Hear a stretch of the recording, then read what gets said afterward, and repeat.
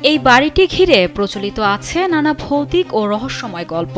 গেল ২০০ বছর ধরে মাথা উঁচু করে দাঁড়িয়ে থাকা এই বাড়িটির পরতে পরতে যেন লুকিয়ে আছে হাসি, কান্না আর দীর্ঘশ্বাস। দিনের আলোতে বাড়িটিকে নেহাত একটি পুরনো ও জরাজীর্ণ ভবন মনে হলেও স্থানীয়দের মতে রাত নামলেই এর গল্পটা পুরোপুরি বদলে যায়। চারপাশের নিরাপত্তা ভেঙে নাকি ভেসে আসে অদ্ভুত সব শব্দ, ঘটে অজানা ও গা ছমছমে নানা ঘটনা। এখানে আছে কিছু কিছু গোপন জিনিস আছে এবং অত্যাচার কিছুই করে না। হয়তো রাতে অন্য ঘরে হয়তো দেখা যাচ্ছে শরীর ফাঁপ না পাক, এরকম একটা জিনিস আছে। বগুড়ার দুপচাচিয়া থেকে প্রায় ৭ কিলোমিটার উত্তরে গুনাহার ইউনিয়নে দাঁড়িয়ে আছে এই পুরনো স্থাপনা। স্থানীয়দের কাছে পরিচিত সাহেব বাড়ি নামে। বাইরে থেকে যতটা পুরনো মনে হয়, ভেতরে ঢুকলে এর ইতিহাস যেন আরো স্পষ্ট হয়ে ওঠে।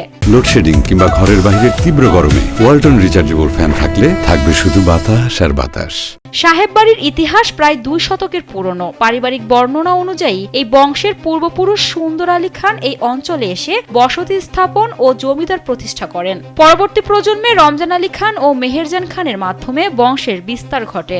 বড় বাপ যেটা ছিলেন সুন্দর আলী খান, উনি আসছিলেন আফগান থেকে। বংশ পরম্পরায় ওনার দাদা আসলো। দাদার নাম ছিলেন রমজান আলী খান। রমজান আলী খানের সন্তান ছিল মিয়ারজান আর মেহেরজান। এই পরিবারেরই অন্যতম কৃতি সন্তান ছিলেন খান বাহাদুর মোতাহার হোসেন খান। তিনি ব্রিটিশ আমলে সরকারি গুরুত্বপূর্ণ দায়িত্ব পালন করার পাশাপাশি শিক্ষা, কৃষি ও এলাকার উন্নয়নমূলক কর্মকাণ্ডে অবদান রাখেন। তার সময়েই গুনাহারে গড়ে ওঠে এই প্রাসাদতুল্য সাহেব বাড়ি। মোতাহার খান ছোট ভাই, উনি লেখাপড়া কলকাতাতে করছেন। কলকাতা লেখাপড়ার পরে উনি উড়িষ্যা, বিহার এবং বাংলার এই ৩ রাজ্যের ভ্যাট কমিশনার ছিলেন।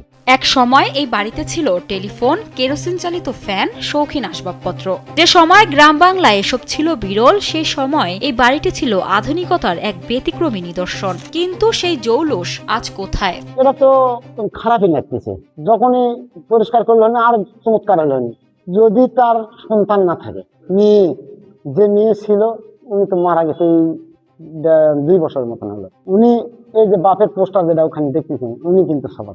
অনেকে বলেন সময়ের সঙ্গে বাড়িটি নির্জন হয়ে পড়লে জন্ম নেয় এর ভৌতিক গল্পগুলো, কিন্তু কোনো অলৌকিক ঘটনা সত্যি ঘটেছে এমন প্রমাণ নেই।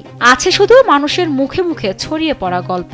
না পাক যায় থাকলে তার তো মনে করবো আক্রমণ এমনি হলো জিনিস, আর ছাদ থাকলে কোনো সমস্যা নেই। কিন্তু এমনি রাতে এককভাবে বা ২ জন থাকবেন ঘুরে ফেরে, মানে সাহসী লোক ভালো লাগে। আজ সেই বাড়ির ভিতরে ঢুকলে চোখে পড়ে সময়ের ক্ষত, পুরনো দেয়াল, জীর্ণ কাঠামো, নির্জন ঘর আর চারপাশে বেড়ে ওঠা জঙ্গল। এক সময় যেখানে ছিল মানুষের কোলাহল, আজ সেখানে নীরবতাই যেন সবচেয়ে বড় বাসিন্দা। আশুরা জামান আশা, কালবেলা।